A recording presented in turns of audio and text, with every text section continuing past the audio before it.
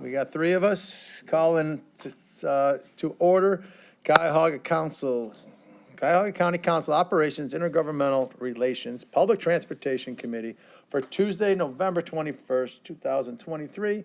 Cuyahoga County Administrative Headquarters, CL and Conley, Council Chambers, 4th floor. It is 3:07. I apologize for the delay. I was just doing some other council business, and hopefully everybody can apologize. I can apologize, and you can forgive me. Madam Clerk, would you please call the roll? And just as a reminder to all who are in attendance, this meeting is being recorded and live streamed on the county's YouTube page. Calling the roll, Mr. Sweeney. Present. Ms. Simon. Ms. Simon is absent at the moment. Mr. Jones. Mr. Jones is absent at the moment. Mr. Miller. Present. Mr. Shrine. There is a quorum. Thank you. I want to thank my committee members for showing up. We can do some business today. Public comment? No, Mr. Chair, no one is signed in. I'd like to see if anybody would consider making a motion to approve the minutes from last meeting. So moved. Second. All in favor? Aye. Thank you. The minutes are approved. Madam Clerk, please read the matters referred, or matter, I should say. Resolution number 2023-0320, an emergency resolution ratifying an amendment to the Code of Regulations of the Northeast Ohio Area-Wide Coordinating Agency. Director Foley, the floor is yours. Thanks, Councilman Sweeney. Mike Foley from the Department of Sustainability. This is a resolution. NOACA is the Northeast Ohio Area-Wide Coordinating Agency, does a lot of regional planning around transportation work. This is a resolution just to change the bylaws around a really minor matter. About 10 years ago, the city of Cleveland changed who their official representative was to the board. It was became Valerie McCall at the time instead of the mayor. So it was like the I forget what her title was, regional collaboration person or governmental relations person, chief. Thanks. The city of Cleveland wants to change it back to being the mayor, and that's traditionally what it's always been. So this is, in order for that to happen, whenever bylaws change for NOACA, each of the 5 counties has to approve that bylaw change. So basically, this is just changing back to the mayor as being the official representative from the city of Cleveland, rather than the government affairs chief that it was. Thank you for it. Looks like a technical issue. Any questions?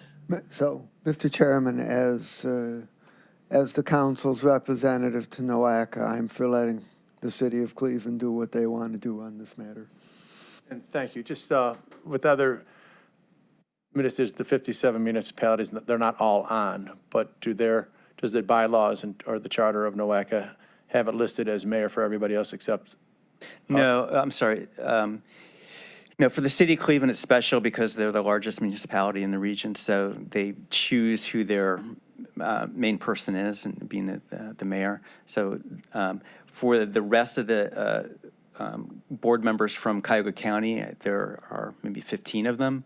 Then I think the county executive chooses some. There are some chosen by the size of the cities, like in the city of Lakewood, I think the city of Parma, yeah. City of Cleveland Heights.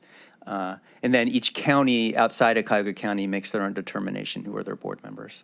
And in Cuyahoga County, because Cleveland's the largest city, it's just the way that it's been organized that they choose who their members are as well. Yeah, just a tiny bit more on this so I can understand it. So the county executive is listed as the bylaws as a member because Cuyahoga County is the biggest county, or that's just a silent component of it? I'm overthinking this. So the way the NOACA bylaws say that each county of the 5 counties, yes, the county has to make that approval of the bylaw change, basically. And so the city, inside of our bylaws, I think, and implicit in the city of, and the county's bylaws is that the city of Cleveland's representative will be, it used to be the mayor, and it was, before that, it used to be the mayor, then it was changed to the government relation affairs so person. They actually, through myself, decided to change the bylaws to get the mayor out and specifically put in an individual, even though they have the appointing authority to add whoever they want. It sounds good. It just seems like much to do about nothing, because the mayor can sit on. It's fairly silly. I don't mean to say it that way, but this is pretty minor, I think. It's minor, not silly. Yeah. Everything's right. important that Correct. we do. You're right. Any other questions? Hearing none. All in favor? Oh, move. Do I have them? Thank you. I'm a rookie still. And do we need suspension or no? It needs to be done by the end of the year, so. Okay, well, 2 meetings, we can still pass it on December 5th because we have 2 more meetings. Okay. So I'll move that we refer Resolution 2023-0320 to the full council for second reading. All in favor? Aye. Aye. All opposed? Seeing none. 2023-0320 stands approved. And Director Foley, as always, it's appreciated that Councilman, you are appreciate the it. public servant that you are. Okay, now comes the fun part, presentations. Transit-oriented development. Who's coming to talk to us about this? Good afternoon. My name is Mary Serby. I'm the director of the Cuyahoga County Planning Commission, and I've got several members of my team here as well today. We just wanted to take an opportunity. It's more informational than anything, but we've done a lot of work on transit-oriented development, and we're looking at how we can advance this work in 2024. With us today, we have several members of our team working on this project, but we've got Patrick Hewitt, Micah Stryker, Luke Oles, and Laura Mendez-Ortiz from Planning Commission. Also in partnership with RTA. I don't think Mary Beth has came. Nope. But we also have Matt Moss from the city of Cleveland. And we have partners in Shaker Heights, Joyce Braverman and Dan Feinstein, as well as Mary Kay Costello, who's here from Fairview Park, and Max Upton, who's here from North Olmsted. So it really is a countywide initiative, and we've got really great partners that have been working on this project with us. So I know there's a lot of slides. We'll try to go quickly, but it is really good information that we want you to have. Quick is just present it the way you'd like to. Okay. 'Cause I'd like to absorb it, and I know my committee members would as well, and the full council will get whatever you give to us, and I'll make sure my best efforts to make sure they look at it. Okay, Thank you. thank you. Okay, so today we're going to talk about what is transit-oriented development, also the TOD zoning study that we have completed and our work to date in terms of state of TOD, analysis of TOD zoning, and best practices and model codes, and then where we're going moving forward. So the phase 4 of this is financing transit-oriented development and talking about our next steps. So we try to make sure that we looked at the definition of TOD and be consistent, because sometimes it's referred to in different ways. So we do use the Federal Transit Administration to define TOD. Transit-oriented development includes a mix of commercial, residential, office, and entertainment centered around and located near a transit station. It's dense, walkable, mixed-use development near transit center, attracts people, and adds vibrant, connected communities. So when we talk about transit-oriented development, we look at proximity to transit, train or frequent bus service, so it's not just limited to rail, a mix of uses, appropriate density, close to the street, and limited parking. So this picture is from Intro, right at West 25th there, and you can see that it's built right up to the street on a frequent bus line, just as an example. So the project goal that we had in mind when we doing this, we really focused on zoning as an aspect of this to improve zoning regulations and governmental policy in order to attract more transit-oriented development to key corridors in Cuyahoga County. So when we started looking at what was missing, it really is the corridor land use strategy, coordinated zoning, and incentive strategy. So when we first started off this work, we had conversations with NOACA and RTA on how do we move things forward. We decided to have a working group session. We invited 26 communities initially to find out what they knew about transit-oriented development and what they wanted, what hindrances there may be, and how they wanted some assistance, just to make sure that it was important to people before we took on this countywide initiative. So I know there's a lot of information on this slide, but from the first pie chart there, 82% of the group saw TOD as a priority. So we thought, okay, we're in the right frame. This is something that people want to know about. When we looked at what zoning elements were obstacles, the biggest one is parking. So as you think about transit-oriented development, you want fewer parking spots along the street so that people make it walkable and make it safe. So 97% of those that participated in the working group recognized that they had issues with zoning in order to support TOD. And when we looked at how prepared the community was to attract that type of development, 67% of the group felt unprepared. So we really felt like this was very timely. And the last question we asked was, would they be interested in hearing more about TOD? 100% of the group said yes. So the phases that we've gone through, as I mentioned, we had the state of TOD in Cuyahoga County, so really looking at what the importance of TOD is and identifying and quantifying the TOD corridors and TOD examples. We then looked at that and analyzed the zoning for TOD, whether or not the existing zoning along transit lines allowed for TOD, and identified target areas for future investment. So then best practices and model TOD zoning is really looking at developing best practices that communities can adopt that take into account all the best practices related to transit-oriented development. And rather than each community having to do, oh, I'm sorry, I didn't switch. Sorry, thank you. How can they be adopted by individual municipalities? By the work that we're doing as a county-wide. And right now, we're in the TOD financing strategies. So we're looking to identify TOD financing mechanisms and other incentives that are being used in other communities across the nation. So as a result of this work, you probably have received over time copies of these reports. Steve Litt did an article a while back, and we started on the TOD, state of TOD and analysis, and then he just published another article with the best practices for TOD zoning. So these are all documents that are available on our website. We also looked at development trends, so looking at where investment has been made along these priority transit corridors, and then looking at TOD and ridership, and look specifically at Warrensville Center Road. As part of that working group, that was really the first step, but we've had several different webinars where we've invited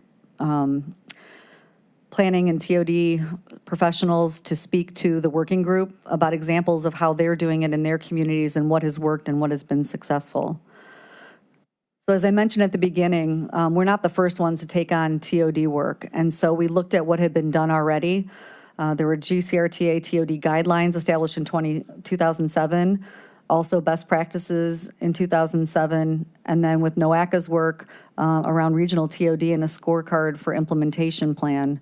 You can see that this is something that RTA has been obviously working very diligently on, but they've never gotten to the point of looking at the zoning. So what was preventing this type of development from happening along those corridors where they're already making big investments? Making sure Mary Beth did not arrive. No. Okay. So I'm going to go ahead and turn it over to Patrick to talk through. Patrick's been leading this effort with the team, and it's something that obviously we're very passionate about, and we're getting through a lot of the work that we've already done, and I want him to walk through some of the examples and the detailed information. Yes. Since we're at a pause? Yes. Can we ask some questions Sure. on your stuff? Absolutely. I just want to Go ahead. wait a little bit more for Patrick. It's Oh, just, you want him to come up? No, Oh, so- no, oh, so- okay. anticipation a little Okay. bit more. With the zoning, Yes.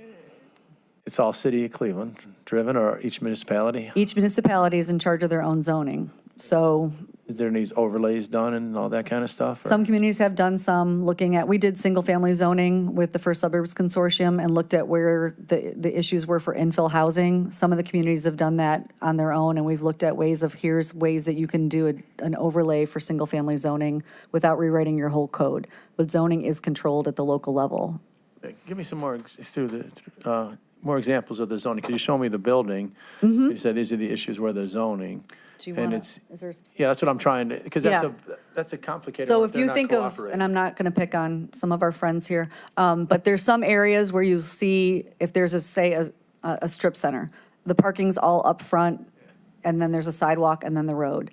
So if you look at that, that's not really accessible. You have to walk in through a parking lot to get to the stores, even if you just got off the bus. There's other areas where the buildings are right up close to the sidewalk. Got it, and that's where And the so it's zonings, it's setbacks. Patrick can speak a lot more detail on that as we get through here, but it really is how the development happens in a certain area, given restrictions. No, now I got it. It took me a minute. to Some get- don't allow for density, they only allow for single-family zoning. Some allow for no mixed use, and so there's restrictions on what can be built and how it's built along these corridors. And the city of Cleveland, when I was there, they're moving it all up. The CVS wanted a big on 130th and Lorraine. We made them go up to keep the storefront, or Right, the yeah, front all the and- way down the path. Right, and the city of Cleveland's ahead of us. I mean, kind of as a rule right now, the project work that they're doing and the zoning changes that they've made, so we want to figure out how can we help make some of those changes across other municipalities as well. And the last question, 2007, nothing except a lot of vision. Then 2007, then 2016, a lot of vision. 2021, a lot of vision. 2023, we're going to actually And take try the and do piece of something papers about that it. are there and try to do something. Correct. Okay, so thank you. Yes. Anybody have questions? None? Okay, thank you for right, thank you. answering mine. Thank you again. My name's Patrick Hewitt, and I'm going to take you through the actual phases in a little bit more detail. I think it might answer a couple of your questions about some of the zoning aspects as well. So the first phase that we looked at was the state of TOD, trying to ask where we are today. And we've got some good examples of transit-oriented development in Cuyahoga County already. The four on the screen include Aspen Place. This is in Cleveland on Lorraine. This is an affordable housing project near the West 65th Street Rapid Station. Harbor 44 is another example in Ohio City on Lorraine. This is a smaller example of TOD, right up to the street, retail on the first floor, offices above. And in both Shaker Heights and Cleveland Heights, examples of much larger mixed-use walkable developments at Van Aken District and at Top of the Hill. We wanted to briefly talk about the benefits, right? Why are we actually interested in doing this? And our graph here, which my colleague Laura put together, talks about stimulating local economies, that TOD can attract new investment and new residents and visitors. It can reduce household transportation costs by putting people close to where they work. It can reduce costs to TOD because it requires less parking when you build close to transit. And it increases access to opportunities like jobs, services, grocery stores, and education. It also improves public health. It encourages active lifestyles because people can walk and bike places. It improves public safety by making streets livelier and reduces accidents by incorporating safety features into infrastructure. And finally, it promotes sustainability by expanding mobility options, reducing sprawl, and lowering car emissions, thus improving air quality as well. So how did we actually go about analyzing TOD? Well, the first thing is we needed to look at which corridors we would be interested in examining further. These four graphs showcase how we got to that point. The top left is, first we thought our train and bus rapid transit routes are going to be particularly important. We want to make sure that we're analyzing those. We also then looked at our frequent bus network, those places where buses come with relative frequency. We looked at the routes that have density along them, so where there's population, job, or housing unit density. We also looked at social routes, routes that had a higher percentage of folks that are more likely to ride transit, the non-white population, those without a vehicle, and those living under the poverty line, and then other routes that GCRTA has prioritized. Together with those four, we identified this map. This is the TOD corridors that we're looking at. There's 22 of them. They touch significant parts of 26 communities in Cuyahoga County. The different colors are different segments of those corridors, but importantly around it, you can see that gray area. That's a quarter-mile walk shed around bus stops or a half-mile walk around train stations. So the people who are most able to walk to and from those transit stops that we've identified. Within that walk shed, that covers 19% of the county's land area, but it covers 29% of the county's jobs, 35% of the county's population, 47% of the county's non-white population, and 54% of the county's population living under the poverty line. So while it's a relatively small area of the county, it includes a large percentage of other factors. We also looked at the land use and land cover around those transit lines and those walk sheds. Land use, you can see 42.5% of land around our most frequent bus networks is presently being used for single-family housing. Just 10% is being used for commercial purposes. We also looked at land cover, so looking above whether or not something is covered by a building, covered by parking, covered by green space or water. 17% of the land around our transit networks is covered by buildings. A quarter, 25%, more than buildings is covered by parking and other paved areas. So even where our most frequent bus service is, we're using more space for parking than we are for buildings.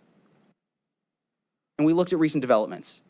This map showcases all of the developments based on added building value of more than $1 million in Cuyahoga County from 2011 to 2022. Doesn't include certain tax exempt projects. The size of the circle corresponds to the size of the development. The green, the bright green in the middle there at the top is any development within a TOD corridor in downtown Cleveland. The teal is any development within a TOD corridor elsewhere in Cuyahoga County.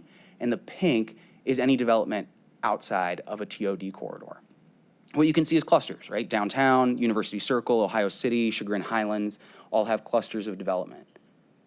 Over the last 10 years. On that point, if you Yes. don't mind.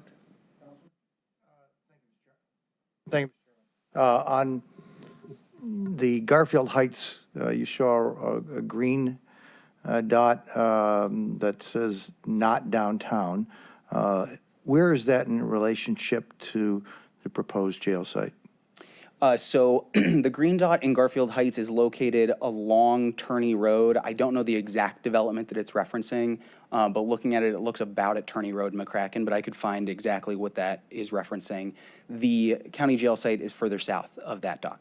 Okay, so the continuation on slide 15 shows that there's a route that continues on 15.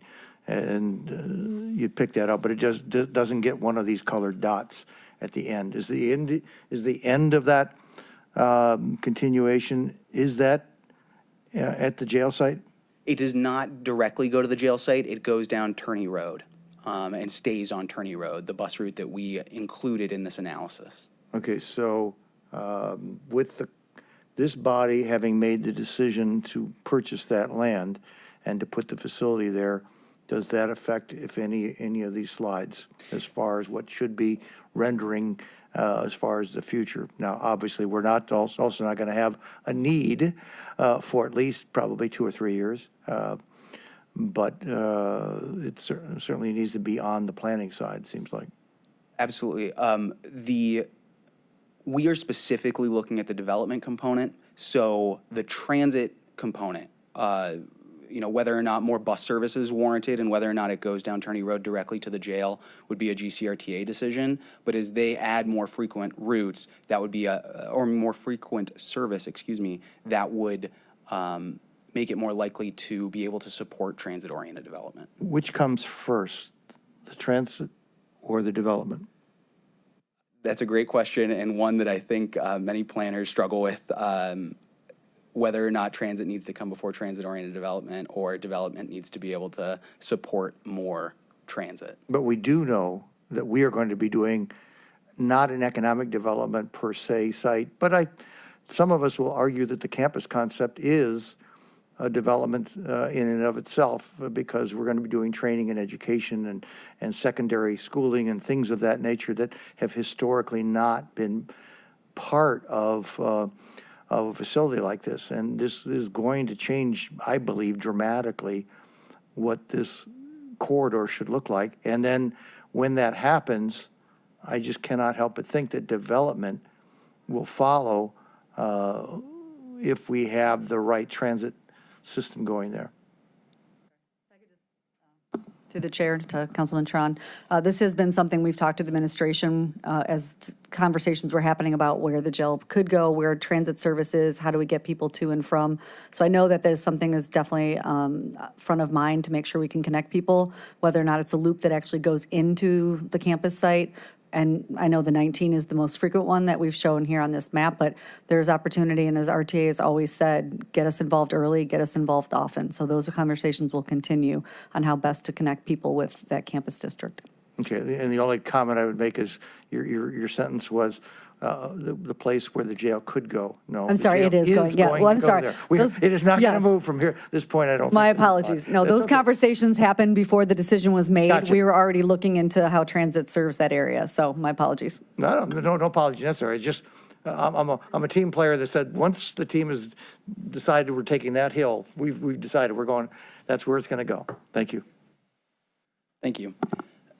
Just on that thought process, development, but part of the strategy is where people need to go just in general, like with the jail site. If people are going to be going there a lot more to that specific site. So is it a dual thought process of where people are just going, they might not be an economic engine driver, but they need to get there? Is that part of your calculation? So we are actually working with Garfield Heights on a Turney Road TOD study to look at Turney Road in particular, which is where this bus route presently goes down. To get the zoning in place, they've actually hired a zoning consultant that will be rewriting their zoning code. We're working on a plan to help them think about that. For instance, what are the ancillary uses that may need to go around the jail that would be privately developed? Is zoning appropriate? Does it allow that? Does it stop certain types of development the city might not want to see? We're working through that with them now. And thank you. Please continue. Absolutely. So looking between 2011 and 2022, there was more than $6 billion worth of added value in Cuyahoga County. More than $3.5 billion was within that TOD zone, 57% of total development, an average of $310 million annually. Now you can see the graph, it changes each year, but in 2019 was the highest value, $766 million in added value. About half of that was located outside of TOD corridors. So we know that development is happening there, but it's not necessarily transit-oriented development. A large development that might be set back behind parking, that doesn't have a mix of uses, that sort of thing, may be included in this number. So we want to think about how can we set up the zoning so that as development is occurring, it's occurring in the manner that we would like to see to be able to support transit use. So then we undertook an analysis of TOD zoning in phase 2. As an example, these are two developments. On the left is a development in Ohio City. You can see it's a 5-story or so building, retail and active uses on the first floor with residential above. On the right is a vacant lot on another transit corridor that we might want to see transit-oriented development on. On the left, that site is 57,000 square feet, again, apartments over retail. It's 79 units. It's 5 stories and approximately 60 feet. It's right up on the street, 0-foot setback, and has 106 required parking spaces. On the right, that vacant site is 51,000 square feet. Based on current zoning, the maximum number of units is 32, the maximum height is 50, the maximum setback is 7 feet, and the required number of parking spaces is 153. So right now, zoning is saying you would not be able to build on the second site what exists on the first site, even though they're relatively similar in size. That's the issue that we're trying to address. These are the 5 items that we looked at. We looked at, first, whether or not you could build a mix of uses, residential above retail, for instance. Second, if buildings could be close to the street. Third, if they could be tall. Fourth, if they could cover most of the lot. And 5, if parking requirements were relatively low. Micah Stryker in our office went through all of the zoning codes and districts and asked those 5 questions. I'm not going to go through this, but if you got them all right, you got 5 points. We said if you scored 4.5 or more, your zoning was most supportive of TOD. If you scored 3 or less, it was least supportive, and automatically if it was single or 2 family, it's not going to be transit supportive because it can't have a mix of uses. What that map shows is all the places in dark green where zoning supports transit-oriented development. It's just 5.5% of land along our most frequent transit corridors, as we looked at. More than half of land is excluded. That means it's zoned for single or 2 family. So very few areas are actually zoned in a manner that would support the type of transit-oriented development we'd like to see. So where are we headed? Best practices and a model code. To your point, we'd like to see something done about this. We have been looking at best practices by speaking with other communities, by holding interviews, and by doing our research. There are 7 items that we've incorporated as general best practices. Mix uses appropriately within buildings, allow for an increased density so that you have more people living on bus lines, prioritize housing affordability so that we can see a host of folks that would be able to utilize those services, get parking right so don't require more than is necessary, provide safe connections to and from transit networks, making sure that people can walk and bike, design buildings for walkability, have them close to the street, have glass storefronts and lighting, et cetera, and foster vibrant public spaces, places where people actually want to go, want to hang out. We've provided checklists so that communities can actually look at their own zoning code presently and see whether or not their zoning meets those criteria, and graphics that help explain how to go about doing that.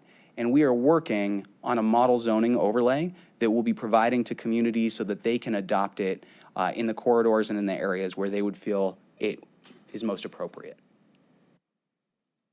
Where do we head from here? In addition to the model zoning code, which we're working on, we're talking about next steps in financing TOD. We have a lot of friends in the audience today who can speak to this. We are not the only ones working on TOD, certainly, and we know our communities are making improvements presently. These are some projects of importance that we thought we would highlight. The Lorraine Road Transit Corridor includes planning in both Fairview Park and North Olmsted for Lorraine Road, and a planned upcoming corridor-wide future plan. In Cleveland, the Lorraine Midway would include cycle tracks in the Ohio City neighborhood. So that entire corridor has various planning components that are presently happening. At West Boulevard, GCRTA is working on a current project to build new housing there. West 25th Transit Corridor has had existing planning. The Broadway and Turney Corridor, GCRTA is working on a TOD plan in Cleveland, and we are working with the city of Garfield Heights on a Turney Road TOD plan. Shaker Heights has been working on the Van Aken District, which is a prime example of TOD at the end of the blue line. And GCRTA, East Cleveland and Cleveland have been working on the Euclid Avenue corridor, including a TLCI with NOACA, as well as zoning updates that we're doing with the city of East Cleveland. Throughout all of this, also, Cleveland has already been updating their zoning code and has eliminated parking requirements around frequent bus corridors. So there's many things happening. Of course, our community friends that are here can tell you more about their individual projects if you have questions. We're also exploring how other counties and communities are looking at financing and how they can support TOD. There are many ways that communities can support TOD, whether at the local level, for instance, tax abatements can be used to support transit-oriented development, local loans and grants. Also at the federal and state level, there are things like the mixed-use tax credit at the state level, as well as transit-oriented development financing at the federal level that's available. We've been looking at other county examples. The two on screen are Hennepin County in Minneapolis, in Minnesota, that provides a transit-oriented development program that's funded to support new development, redevelopment, rehabilitation, including also infrastructure and site acquisition in that county. In Franklin County, the Magnet Fund uses transfer taxes to fund affordable housing associated with low-income housing tax credit projects along specific transit corridors in that county as well. These are just two examples. We're looking at many others, just exploring the methods by which communities have gone about supporting this type of development. Next steps, we're continuing that research. We are working on that model zoning code draft. We are working towards bringing that working group back together. We've got ongoing planning and zoning work, including a housing grant, the pro-housing grant that was submitted at the federal level from the county. We're exploring county streets for TOD opportunities and, of course, considering other policies that the county may be able to think about to support this as well. You can go to countyplanning.us/TOD for all of the documents and information. And just to kind of finalize, as Mary said at the beginning, 82% of partners see TOD as a priority. 67% of partners feel like they're unprepared for TOD. 97% of partners see zoning issues that we're going to try and help them fix. And 100% of the communities that we talk to, we're interested in continuing the conversation. So with that, thank you very much. Thank you very much. Very good. Just some questions, if you don't mind. Absolutely. Councilman Miller? What is the pro-housing grant? Excuse me, the pro-housing grant is a federal grant opportunity that imagines ways to eliminate barriers to affordable housing, especially as they are associated with zoning barriers to affordable housing. The county has submitted that grant through the county's Housing and Community Development Department, and we assisted in that grant, putting that grant application together. And Mr. Chairman, I would just add a comment that this is a very important contribution to sustainability. It helps reduce energy use. It helps people get to work. It just has a lot of benefits, and I appreciate this effort, and I think it's already borne some fruit in Cuyahoga County, and that if you persevere, that we're going to make more progress. Thank you, Mr. Chairman. Mr. Chairman, Thank you, Mr. Chairman. The Franklin County and the Minnesota examples you raised, when do these take place? The Minneapolis program was established more than a decade ago, I want to say in the early 2000s, and has been continuing on since that point. In Minneapolis, excuse me, the greater Minneapolis region, they have a number of counties that have similar programs and have programs at the metro level. The Franklin County program, I'm not going to speak to when it was adopted. I'm not entirely sure, but I believe it was within the last decade. Okay, so roughly 10 years on both. I think the Franklin give or County take, was less than let's- that, but we'll cut it in half, 5 years. There we How's that? go. There you go. That gives you the benefit, the benefit of the doubt of what you're just. So we should be able to go back to both these areas and to Councilman Miller's comments and identify impact from these two situations. What was done? How was the transportation? Is the transportation being utilized? Show the developments that were, because they're going to have a map that looks like our map. I'd be willing to bet. It's going to be a spider that's going to spread out from their downtown area. And it's going to have dots on it from 5 years ago, or maybe even 10 years ago on the Minnesota one. So we should be able to actually identify the dollars that were spent and the gain that was achieved, and whether or not it had the impact that you're telling us that this could happen for Cleveland and Northeast Ohio. Could you get that information for us? Through the chair, we are happy to have conversations with Minneapolis, and we intend to. As I mentioned, there's a few different organizations in the Minneapolis region that have similar programs. One that we've already spoken to is the Metro Council in Greater Minneapolis, and they do provide annual reports on their program, and we'd be happy to share those. Any other data that we find, we are happy to report back to council on the impacts that they're seeing. And the premise was based on, my question wasn't designed to be flippant, it was designed to be, which really does come first. Is it transportation drives development, or development drives a need for transportation? In this particular case with our own, even though it's not a development site, the jail site is going to drive transportation. There's no question about it, no pun intended. It is going to be the factor that needs to be done in order to make this a success, and we will make it a success. So we need to get cooperation. It actually, in my opinion, it precedes development. Transportation has to precede development with the new Justice Jail site out there. And I would be curious as to what was done in these two examples that you raised. When did they did it? When did they do it? What was the precursor? Was the precursor that we want to put in a bunch of housing stock, and did they put it along the road, as you indicate here, on your examples and things like that? So I'd love to see. I mean, this isn't for me, by the way. You should have already done this before you ever walked in this door, and you should have had this detail of both of these. So I assume you do. Somebody's got the detail of what these were, not just these are just great things to stick on a PowerPoint. Somebody, I hope, would have done that 10-year analysis to find out, are we going down the right path? Or is this just the spirit of the month that we're following? Absolutely. To the councilman, we are pleased to provide information to you, and we will do that.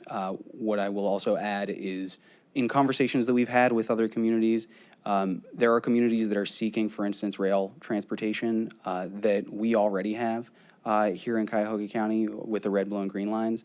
And so we are also trying to capitalize on that type of transit that we've already built. Yeah, well, the Van Sweringers started that thing, how many years? Almost 80, 90 years ago. And it really hasn't changed a whole heck of a lot in that length of time. The land's still out there, and you can see where the rail lines were designed to go, but they stop abruptly in the middle of neighborhoods where they were intended to go. So, yeah, I'd love to see about that whole concept as far as where the successes were, what did they do, how did they get there, and that's the kind of research I would expect that you're going to bring before this body. Absolutely. Thank you. Thank you very much. Just a couple from me. With the zoning, is it a forced zoning kind of thing? Because with the zoning, it's a very, very, very, very powerful tool. And you can change the zoning to, if you want to build this, you have to be on the street, and you can't have more than this much parking.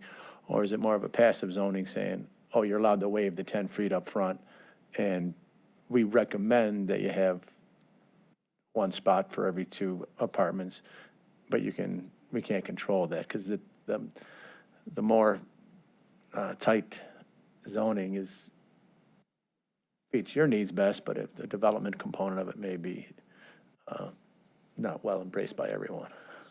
Absolutely. So zoning can be structured by the individual community how they would like. We are working in East Cleveland right now, for instance, on a zoning overlay where if you are building new construction along the zoning overlay, it would require that development to match the regulations of the overlay, be that built closer to the street, built taller, less parking. There are other communities that adopt overlays that are optional, that you are welcome to develop under the underlying zoning regulations, or you can develop under the new regulations. Because zoning is controlled by individual communities, at the Planning Commission, when we support communities in that work, we talk through that with them to determine what makes the most sense for them. And that just makes it a little bit more not cumbersome for the developer saying, if I want to come in, I don't have to go through the zoning process and get the variance to come up. I can do it this way or that way, and it is just more enticing for the community. That's correct. The goal here is to reduce the number of variances and the time delays to be able to allow the type of development we would like to see faster and more easily. Yeah, that's one of the draws, that easy to do business in the community. I just want to welcome Councilwoman Sunny Simon to the committee. I appreciate it.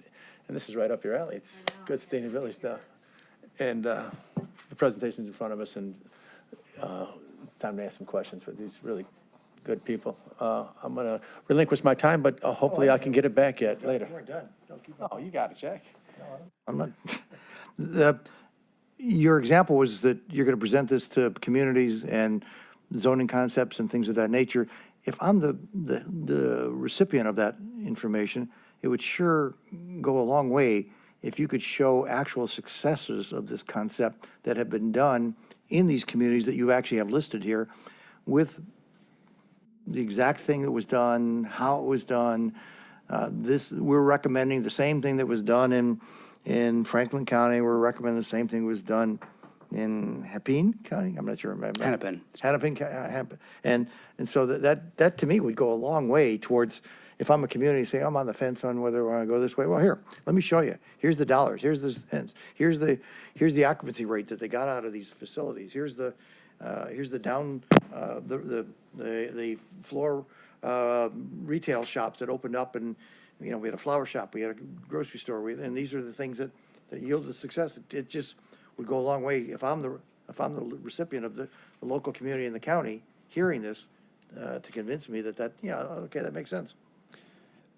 Through the chair to the councilman, the example that we do often point to locally is the Van Aken district in Shaker Heights, because it is a local example. I think people can see, feel, and understand it. The numeric value of that, I want to say it was more than $100 million investment in the Van Aken district, is one that we point to because people can visit it and understand it, and they can see the number of units. To the benefits that we've seen in other regions, we'll absolutely pull that data so that we're able to share that more readily. And the Van Aken district looks great. What's the occupancy? What's the success of the first floor grocery stores that are in there, the retail, all that?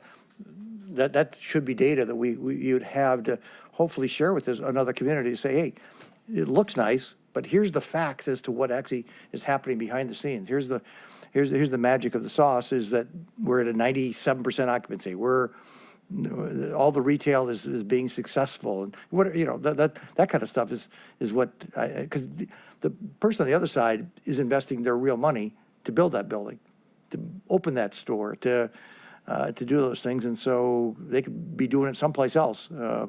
Convince them as to why. It just seems to me, if you got Van Aken ready to go, I would get all the facts, whatever it is that's going there, because it looks, from a distance, it looks nice. I just don't know what the numbers look like. Sure. Thanks. Thank you.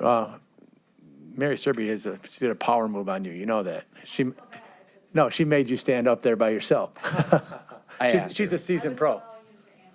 Since it was his I was trying sorry. to be light there. Yes. No, I appreciate it. And was going to stand up a couple times, but, Patrick really has been leading this effort, and he No, does have a lot of information. He handled everyone beautifully. Did a great job. And I would say, too, we try to just give an overview. We had a lot of slides here today, but the reports that we've already created have a lot more data and information, but we are happy to provide additional information. And I think your point is, right on, Councilman, just to say, what are we doing? And I think City of Cleveland, Matt Moss is here, if you wanted to ask him just about some of the work that they've done on eliminating parking requirements and intro and all the development that they're seeing. So, I'm going to get a couple more questions in, and Yes. Councilwoman Simon's going to, I imagine, have a couple things, and then I might invite a couple folks up if they want to share their thoughts, and then we'll call it a day. Just my two other ones is the cold weather, right? Walking outside, and it's not, Cleveland, you don't want to take the bus, you want to drive, but it works in Minnesota or Minneapolis. So tell me about. Minneapolis is a good example of that. They also have one of the highest biking rates of any region in the country. That takes it takes a couple things. One, it takes good infrastructure on our end, right? Bus stops and shelters. They can make it a little bit easier to wait in the cold and in the rain. But it also takes a culture shift and a shift of people considering whether or not taking transit, whether or not walking is an appropriate option for them to get around. One of the things that we've seen, for instance, downtown recently has been working on some mobility plans. They've seen that people overestimate how long of a distance it is between different parts of downtown. And so they choose to maybe take an Uber or drive to get from one place to the other, when walking may be just as fast and more direct. So some of that also is a culture shift. Okay, and lastly for me is the funding. It's, dollars come from somewhere, but where do the dollars get spent? Is it for economic development to entice the entity to come, or is it for infrastructure to make it more palatable to ride a bike, walk, and look pretty? So the dollars that were outlined, for instance, in Hennepin County are a good example. They are used for new development, redevelopment, and rehabilitation. They are also available for infrastructure associated with a project and for site acquisition by a community that might be interested in seeing a specific type of development. As I said, they've been doing this for a number of years, so they've got a list of different projects that they've funded. Many of them include the type of mixed-use walkable development we're talking about. Got it. And then when you said the power of the TIF, that's normally for the developer to come. You can use TIF money would the developer use that to put it in, or is it just, how would that work? Thank you, ma'am. The TIF would fund infrastructure improvements associated with the development or within the TIF area. Correct. Depends on if it's a project-based TIF or a area-wide TIF. Sometimes a TIF is just, the developer needs it to make the bridge gap dollar amount work. Okay, thank you for your presentation, and Councilwoman Simon. Yeah, thank you, Mr. Chair. Just to the Planning Commission team, I don't have questions. I've been watching this on the Planning Commission, so I'm proud of the work that we've watched develop, and actually we'll be able to start seeing further fruit of this labor, I think. It's just the changing times, so I appreciate you being ahead of the curve with this, as planners should be. Thank you, and I wouldn't mind hearing for some of the folks that came down to City of Cleveland, Fairview Park, whoever wants to give us their take on this so we can get a perspective of our local communities. And what dollar amount would be, I should ask this, what dollar amount would be appropriate for Cuyahoga County to invest in this at this particular moment, if you are the subject matter expert trying to drive this? We are not prepared to say what exactly a program should look like. That's going to require continued conversation. Our goal today was to set up that this work is happening, that we've got reports that we'd like to share from you, and that we're headed in a direction where we want to think about the manner in which the county, GCRTA, individual communities and foundations could assist. This is actually something that doesn't happen too often. You give us an update before you have an ask. That's pretty cool. We're hoping to lead the charge on that. Thank you. Welcome. Thank you, Mr. Chairman. Let me adjust this a little bit. Perfect. Again, for those who don't know me, my name is Matt Moss. I'm the manager of strategic planning initiatives for the City Planning Commission. We've been really happy to work with Patrick and the rest of the team at the county. They've done a great job coordinating conversations, like he mentioned, with other communities, working on TOD, working not just to develop the tools to create this type of development, but also the infrastructure. A lot of that infrastructure that we have already here in Cleveland that RTA provides. So what we've done, I'll just tell you briefly, and I'd be happy to answer questions I can that you might have in Cleveland, where you might have heard Cleveland's been working for several years on a form-based code. This is a shift in zoning theory that many communities have explored and implemented that we are working on implementing by the end of this year, essentially adopting zoning code tools that emphasize form over use. There's still use component to that zoning code, but that form-based code is in many ways what we're looking to allow many of the historic design and inform elements that you see in a lot of Cleveland neighborhoods to be what is allowed to be built by right, but then also working in that a focus on these transit corridors and ensuring that they're transit-oriented or ready to accept development that is transit-oriented. Simultaneous to that, in August of this year, our council adopted a transportation demand management ordinance.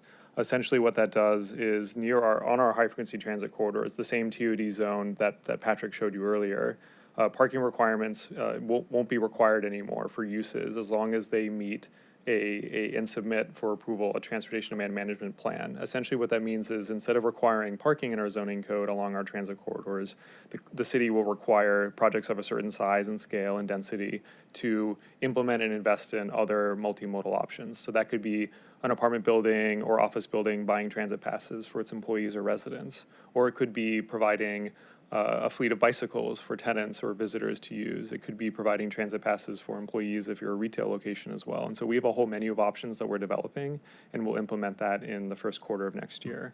And so all of this is in conjunction, and we're in some ways trying to implement these things as a leader, but also being aware of how this fits into planning for the entire county and the entire region. And I would mention too, we can certainly facilitate this information to you through RTA. I know Mary Beth isn't here right now, but something we're keenly aware of and why we wanted to make this change to our zoning code now and the changes we're looking forward to making in the future is RTA is investing significantly into their transit network. In 2020, they had that system redesign, which was implemented. They received a grant not too long ago for $130 million for new rail cars, which you may have heard. They've placed that order now. And that's actually part of a over $300 million, not just rail car replacement program, but infrastructure investment into the rail lines. And so we want to meet that investment with the ability along these corridors to then develop in a way that best complements that transit service. Well, thank you for those comments. And just on the infusion of dollars from the federal government, making it more attractive, and sexy is the wrong word, making it more appealing. That's right. Is going to just help this concept be more embraced and lured the folks into the conception or the culture change that we're hoping for. Is that? I think that's right. And I think in the city of Cleveland, Patrick shared some of these examples with you. We have a lot of examples of transit-oriented development that in some ways has happened in spite of our zoning code. And so now we're making that just the door you can walk through, depending upon where you are in the city of Cleveland. Yeah, no, but I'm just thinking, oh, wow, we got all these new buses. That's right. This stuff's kind of cool now. That's right. I want to ride it instead of that old bus that I've been seeing for all these years. That old bus or that new rail car, that's right. Yeah, rail car. And this was around for a while, but I see Mayor Bibb and his team through you saying, I want to advance this. It was a good concept. I want to make it a reality. Is that I see that happen? Is that my eyes seeing what I'm seeing? That's right. Yeah, many of these things are part of the mayor's vision for how we implement these things in the city of Cleveland, complementing what's happening in the region. Thank you for your efforts. And you're a quiet giant trying to make it work, and I appreciate your fingerprints are going to be on this when all said and done. Thank you, sir. I appreciate that. Anybody else come on up? We'll spend another 5-10 minutes, and we'll get out of here. No, I'm just kidding. Councilman Miller? From the previous presenter? Please come back up. My question is, if you could just say a little bit more about this form-oriented zoning, what would be different types of forms that would be grouped together as an allowable use as opposed to being use-oriented? Yeah, that's a great question. So, for example, right now in the city of Cleveland, and our zoning code it's pretty typical in terms of zoning codes in the region. We typically have residential uses separated from local retail uses, think like clothing stores, barber shops, that kind of thing, general retail uses, shopping malls, and then industrial uses. That's typically how our zoning code is structured. Right now, we are, and we will still have uses that are primary residential, but we're sort of blending and blurring those lines where certain uses can be then allowed that complement residential districts, for example. And so we'll have zoning tools that'll say what matters first is the form of these buildings. And then if you want to use it for entirely residential, that's allowed in certain areas. If you want to use it with a mix of residential with a ground floor commercial building and apartments above, for example, or condos or something else, that will now be allowed by right, whereas our current zoning code is very strict in terms of segmenting and separating those uses. The form-based code will start with designing buildings that fit in the context of the neighborhood. There isn't any sort of new construction anymore, or sorry, new neighborhoods anymore in the city of Cleveland. Where the city's entirely built out with gaps that have occurred over the years. And so the form-based code will say, first, this is the form of that neighborhood, and then what uses you want to put in. If you're on a main street, you have more flexibility in terms of commercial uses. But depending upon the desire of the community, the overall city plans in terms of things related to promoting more transit use, for example, we might say on side streets you could do an office, like a dental office or a lawyer's office or something. These are things that we allow through a variance process, and so we want to make it easier to do that by right and encourage that to happen in the future rather than it being a special case. So, under the current zoning, if you're in a residential district and you conduct any kind of business out of your home, that's not allowed under the zoning. Would that be more flexible under this? That's our intent, yes. So in general, you need a variance if you're in a residential zone district currently, you would need a variance to have some type of business use. And so we're trying to, that's one of many goals we have with our code update. And even with it requiring a variance, usually the variance is not approved, has been my experience. So it can be a challenge. So this is a significant change. That's right. Well, it can be a challenge partly because when in that environment, there aren't really any guidelines in terms of how you could do that. And so one thing, again, one of many goals that we hope to achieve with this and plan to is that we're then providing those guidelines. We can say, if you want to open this business in this district or adjacent to this district, these are the rules you follow. And if you follow the rules, you get approved. Okay. Thank you, Mr. Chairman. Thank you for the answers. Thank you. Thank you, Mr. Chairman. Please come on up and tell us what you want to tell us. And thank you for your patience with us. Thank you, Mr. Chairman, and through the chair to members of the board. My name is Max Upton. I'm the Economic and Community Development Director for the City of North Olmsted, Ohio. And we've had the pleasure of working with Mary and Patrick throughout this process. And so I thought it was interesting that the City of Cleveland stepped up, and let's look at kind of maybe the exact opposite in terms of the built environment. Last year, we've undertook a study of Lorraine Road, all 6.13 miles of it, and approximately 62% of Lorraine Road is either fronted by a parking lot or has a curb cut in it. So if you're a normal gated person, a GAIT, right, and your normal stride, 1 out of every 4 steps as a pedestrian is in some type of curb cut in North Olmsted. So that has massive implications with respect to how pedestrians feel safe, don't feel safe, all of those sorts of things. And so we advanced a self-funded a TLCI study in partnership with Dr. Makarachi and NOACA. We hired City Architecture and WSP Engineering to take a look at Lorraine Road and try and think about the next 20 years with a specific eye towards the fact that most of our commercial corridor is dense single-use retail. And, you know, that type of use that, you know, as they say, that dog doesn't hunt like it used to.